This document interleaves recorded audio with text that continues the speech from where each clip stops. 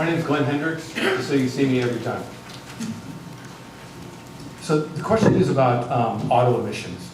So you could go down the route of saying, here, let's try and convert everything to an electric car. But that's not going to go ahead and deal with anything but what is the traffic side of what goes on. You just take, if you're concerned about traffic on the road and the increase in traffic, you just change it from a gas-producing one to a battery-operating one. And that would help with the greenhouse gases, but it doesn't help with the overall traffic pattern of what we need to go ahead and deal with. So I think it really goes back to the conversation we were having just with the last question, to try and take a look at how do we go ahead and be able to utilize mass transit better, be able to work with VTA and get more of a fabric of transit across the city and across the county, because it's not just good to go ahead and have people be able to move well within the city, but they would need to be able to go between cities as well for what goes on. The second part of the question, I think you were asking about BRT. So BRT, I think El Camino as a through avenue, we should be looking at what is traffic going to look like there 25 or 30 years from now. So I believe that the city should have gone ahead and looked at the study, and let's see what the study would have told us about that. If the city had gone ahead and said yes to that vote, VTA was going to give millions of dollars of additional work on El Camino that had nothing to do with BRT, whether or not BRT went in or not. So I think we should have studied that as we look at the long-term impacts of traffic on El Camino. Mr. Hoffman. Hi, my name is Steve Hoffman, C2. Okay, so the question was quite hard to cover this in just about 90 seconds. With regard to vehicles transportation, unlike my opponent, I actually am a very big fan of electrifying cars. I think that one of the missed opportunities that we had as a state was the elimination of the electric golf carts that can be road safe. With regard to the El Camino bus rapid transit system, yeah, well, we could have played the system and made some money, I hear, but it was just not a good idea. I am not a big fan of the light rail. The reason is that it just doesn't have the ridership. For anybody that is driving a car, you've just lost a potential lane over there, which means more traffic. We've all had the experience of having to wait for extended periods of time at the intersections. The alternative for that would have been electric buses that could drive on car lanes, and that way they could share it with the cars, and at any point you could go ahead and transition it to a bus lane only. Again, I see this as a system whereby developers are using the environment as a mechanism for getting more development. So. Mr. Larson. Sir. No, I think he's last on transportation. We're sort of rotating it.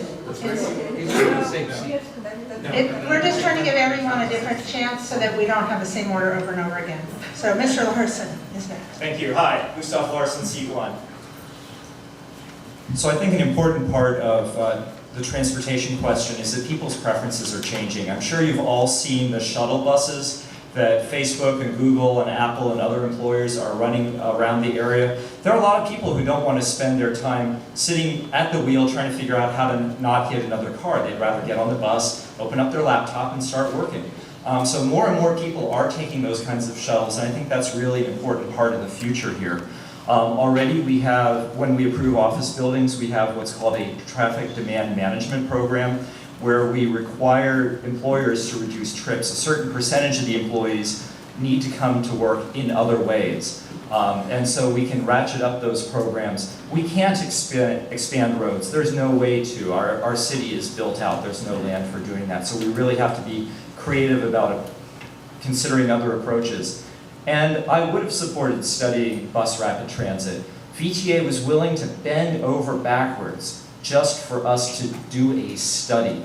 And we do need more information about how it would work and how it would affect the community, and certainly have our own traffic engineers look at the numbers and tell us, is what VTA telling us realistic or not? But as we move forward in the future, we have to look at options like that.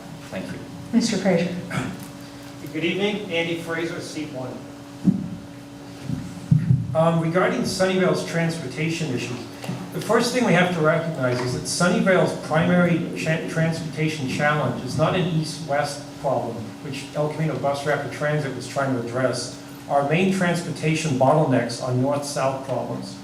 The biggest north-south route we have is Lawrence Expressway. Right now, the main reason it gets backed up is all the traffic lights. The county is moving forward with a plan to do a Lawrence Expressway grade separation. That means they're going to actually raise a good chunk of Lawrence Expressway. So there'll no longer be traffic lights at Reed Monroe, Kiefer, and Arquez. This will speed up the speed of cars on Lawrence Expressway and also capacity. Secondly, we need to focus a lot on improvements for bicycles and pedestrians. As far as bicycles, the VTA is already starting to move forward with money to develop pedestrian and bicycle lanes along the east and west channel. Another, again, north-south route. Pedestrian improvements, I'm not going to have time. I have hundreds of ideas because I walk a lot and I know the challenges that pedestrians face. And just quickly, the previous El Camino Bus Rapid Transit plan that was almost proposed to the city, I was absolutely against it. If you want to know what traffic would be like 20 years from now, well, if that had passed, El Camino would be a gridlock, and so would many of the roads east and west immediately north of El Camino. Thank you. Mr. Merrick.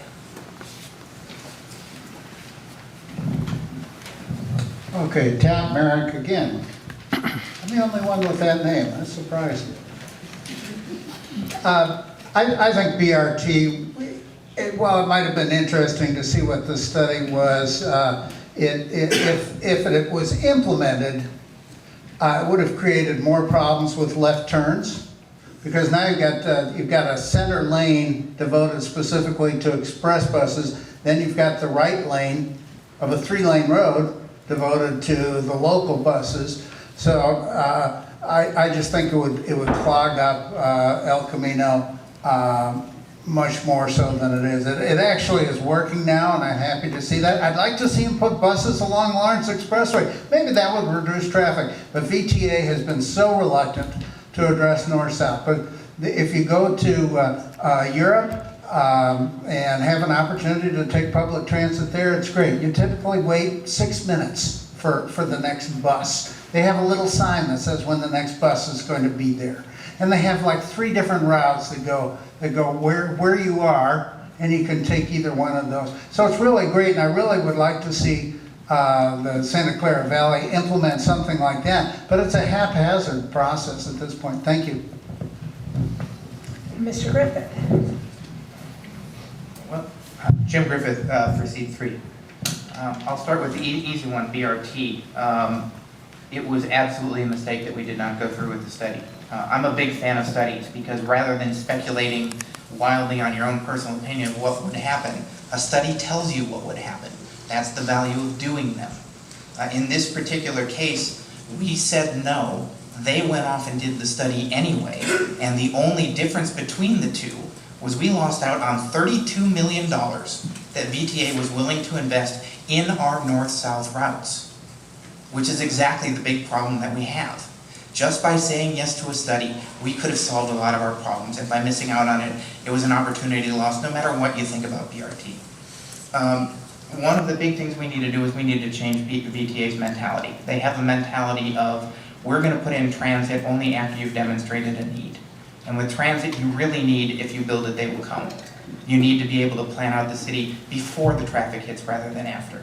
But a lot of it is little things like supporting complete streets and safe rides to schools so that there are alternatives for bikes and for pedestrians. One of the things I did, which I think was pretty helpful, was we put in a program requiring wiring for electric vehicles in multi-unit housing, where if you own a condo, you can't put it in without approval from a board that won't do it. But now, anybody who goes into a condo will be able to have the wiring they need so they could buy an electric vehicle. That's a big thing, a big win.